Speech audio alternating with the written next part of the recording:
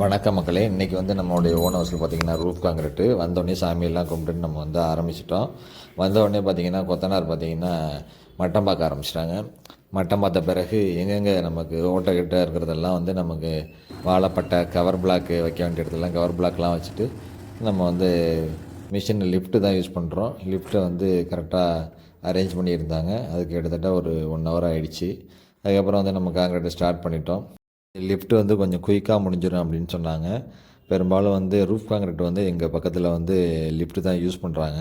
Concrete பார்த்திங்கன்னா start ஆகி போயிட்டுருக்கு. நம்ம வந்து இதுக்கு வந்து எம்சாண்டு யூஸ் பண்ணலை, மணல் தான் நம்ம ஃபுல்லாகவே யூஸ் பண்ணுறோம். ஏன்னா நம்மள்ட்ட மணல் கொஞ்சம் கிடச்சிது.